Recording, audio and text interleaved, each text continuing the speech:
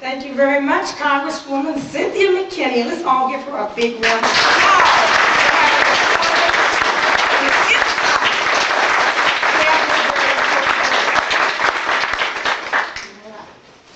COINTEL's got blacks in hell, they open up our mail, tap our phones and kick our bones and railroad us to jail.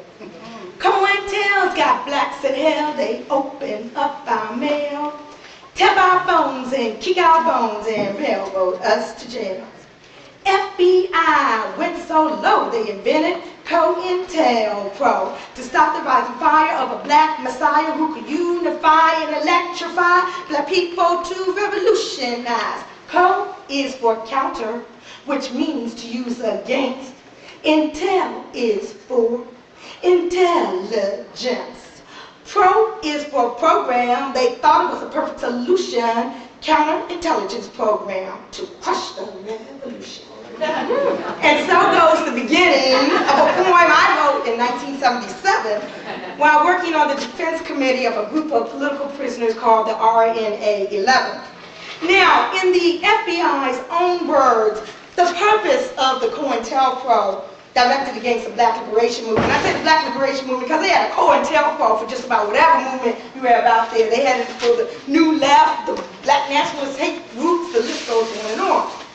But in the FBI's own words, and you can follow along in one of the handouts I have passed out, the purpose of this new counterintelligence endeavor is to expose, disrupt, misdirect, discredit, and otherwise neutralize the activities of black nationalist organizations and groupings and their leadership, spokesmen, membership, and supporters. Never meant to be read or disseminated to the public at large, these millions of pages of documents reveal a coordinated national program of war against the movement. The FBI memorandum expanding the program described the long-range goals of COINTELPRO as, and I'm a teacher so I have my handouts, you can follow along. Number one, to prevent the coalition of militant black nationalist groups. And the FBI even went to Africa and retrieved an African proverb. They said, in unity there is strength. A truism that is no less valid for all its triteness. Hoover said, an effective coalition of black nationalist groups might be the first step toward a real Mau Mau in America. And if you all remember, at that time, the Mau Mau was very strong in terms of the liberation struggle in Kenya.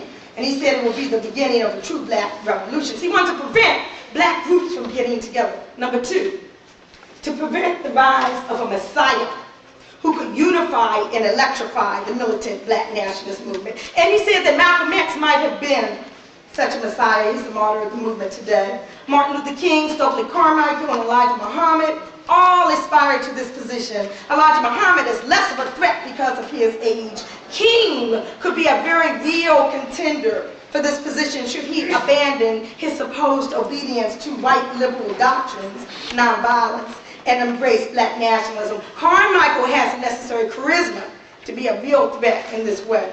Number three, to prevent violence on the part of black nationalist groups. And I'll just stop right there because a little bit later on in my presentation we'll see how it was actually the FBI who was fomenting the violence they were supposedly trying to prevent.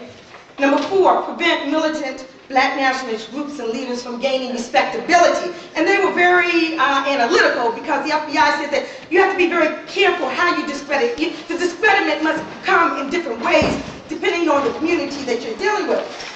He said that you must discredit these groups and individuals to first, the responsible Negro community. Second, they must be discredited to the white community, both the responsible white community and to the pro-liberals who have vestiges of sympathy for militant black nationalist groups simply because they are Negroes. Third, these groups must be discredited in the eyes of the Negro radicals, the followers of the movement, etc., etc., etc. And a final goal should be to prevent the long-range growth of militant black nationalist organizations, especially among the youth. And the FBI said that specific tactics to prevent these groups from converting young people must be developed. And if we look at the drug trade and the crack and the heroin, particularly at that time, and the media images and all like that, I think that they've been very successful with respect to these specific tactics. According to the congressional committees which investigated activities of the FBI in the 70s, its counterintelligence neutralization program, codenamed COINTELPRO, was an illegal and unconstitutional abuse of power by the FBI. Now, that's not Kathleen or Geronimo saying this. This was the Senate Select Committee on Intelligence chaired by Frank Church in the 70s that said it was an illegal and unconstitutional abuse of power by the FBI. It went on to say that COINTELPRO is the FBI acronym for a series of covert programs directed against domestic groups.